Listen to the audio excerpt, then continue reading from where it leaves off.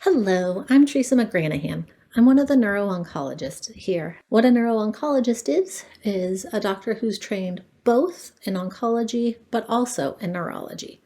And it's from that unique perspective that I want to talk to you today about neuropathy in breast cancer patients. Would you believe that neuropathy is incredibly common in breast cancer? Estimates are about 60% of breast cancer patients will have neuropathy at some point during their cancer treatments. Neuropathy is not just common during breast cancer treatment, but it's also extremely common during survivorship. 20 to 40% of breast cancer survivors will have some symptoms of neuropathy. Now, I think it's important to let you know that neuropathy is not just pain. Neuropathy means injury to nerves. And there's not one way neuropathy presents. For some people, it can be slow, and other people, it can be pretty sudden. It can be due to chemotherapy, but there's other causes. Neuropathy can be because of radiation or other medical problems. How we recover from neuropathy is also really variable. Some people, their neuropathy reverses pretty quickly, and for other people, it improves a bit. And then there are some people that the neuropathy just doesn't improve at all. What I want to make sure you know is that if you ever have any new or sudden loss of sensation or weakness, you need to reach out to your medical team. This is not something to be ignored. Okay, well, let's start with what are nerves? Well, nerves are responsible for sending signals up to our brains and sending signals from our brains down to our bodies. But another way, nerves are what are necessary for us to be able to feel, see, taste, hear, and perceive the world around us because our nerves sense that and send the signals up to our brains to interpret and understand. We're able to move, sweat, digest, do all the things that are necessary in our busy day because our brain sends information down to our body. That up and down signal is along the spinal cord connecting the brain and the nerves. It's those nerves, however, that come out to our limbs or to our vital organs that are what we're going to talk about today as being disrupted in neuropathy. Those nerves are not one size fits all. There's actually different nerves that carry different information in different ways. Our sensory nerves are responsible for feeling things like pain, vibration, touch, and temperature. It's our motor nerves that are responsible for actually moving our muscles. And you may not think about it, but there's a lot of other muscles inside your body that are controlled by what we call autonomic nerves. Those are the muscles that are responsible for regulating your blood pressure, your heart rate, how quickly or slowly your intestines move, and even your bladder. While we talk about these nerves, it's important to know that while the nerves carry different information, it's actually your brain that understands what those signals are. And it's for that reason that, say, if you have a sensory neuropathy, that it can feel different from somebody else with a sensory neuropathy. For one person, that may feel like a painful sensation, while someone else may have tingling or even burning sensations. It's when the nerves aren't able to send the signals up to the brain at all that we may not feel any sensations in a part of our body. Similarly, when a motor nerve is injured, that can cause slowness of our muscles or weakness of not as much strength as we normally have. Similarly, when it's our autonomic nervous system that's impaired, we could have changes in our blood pressure or our heart rate. As you may see, it's not just neuropathy as one size fits all, but it's actually how the brain receives this information. And so neuropathy is not just pain or discomfort, but it's what's going on with the nerves and the brain and their health. Now, let's talk about how chemotherapy can injure nerves and, more importantly, how our nerves can recover. There are two main ways nerves can be injured by chemotherapy.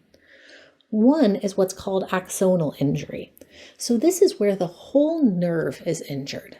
When that happens, for the nerve to recover from that injury, it has to grow all the way back to where the cell body is in the spinal cord, and then back to where the nerve is supposed to normally reach.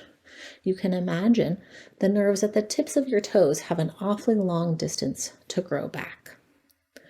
Compare that to when chemotherapy causes what we call demyelinated injury.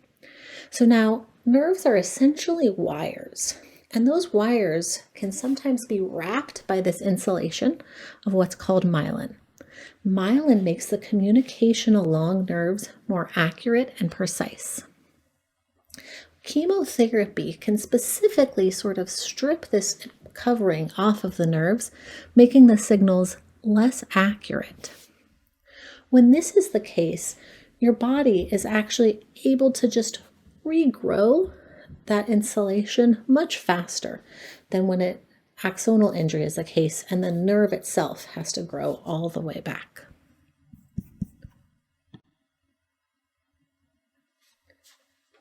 While we can't predict exactly how each person will recover or how their neuropathy will present, we do understand why different chemotherapies cause toxicity to either the nerves themselves or to the covering of their nerves. And you can talk to your medical team about best estimates of what recovery may look like for you. But if you're already experiencing neuropathy, the number one question you probably have is, okay, well, what can I do to make this better? I wish I could tell you that we had a medication to help with regrowing nerves or the covering the myelin of the nerves. Unfortunately, we don't have any medications or therapies that promote nerve growth yet. That's all up to your body to do it itself. But what we can do is retrain your brain to understand what are those new signals that the damaged nerves are sending up to them, and how do we interpret what are important signals and what aren't. It's really important to avoid future nerve injury and to do whatever we can to help promote nerve recovery. While we don't have medications to help nerves grow, we do have really good medications to help treat neuropathy when it's painful, to help minimize the pain or discomfort from neuropathy. So make sure you talk to your medical providers if that's something that you've experienced. First and foremost, it's important to protect your nerves going forward. Chemotherapy is not the only thing that can cause injury to nerves. There's over 100 different types of neuropathy. Some of these people don't have any control over. For example, genetic conditions or development of infections or autoimmune disorders. However, one thing that's on this list that you can certainly look at is the level of your alcohol consumption. As we know, high levels of alcohol are associated with neuropathy. Again, most importantly, if you're experiencing sensations of new weakness or sensory loss, you need to make sure you let your medical team know, because it's not just chemotherapy that can cause nerve injury. One of the most important things to actually recovering from neuropathy is retraining your brain. I'm not talking about mind control. I'm talking about retraining how your brain interprets those signals from the abnormal nerves. We can use different types of therapies to help your brain focus on what are the good signals, such as I'm feeling this item in my hand, and ignoring the bad signals, such as the burning or the tingling. The way that we help retrain your brain is actually using different types of rehabilitation. Sometimes this takes the form of physical therapy or occupational therapy. Sometimes this takes the form of actually mindfulness therapies or other behavioral therapies to help retrain your brain which nerve signals to pay attention to and which nerve signals to ignore.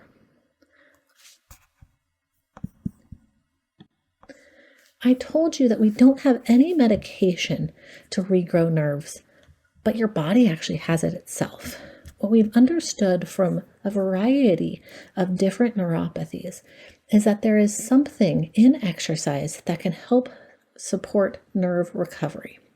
You're going to hear other segments talk about the benefits and strategies for exercise, but it's important to know that this can improve your neuropathy as well.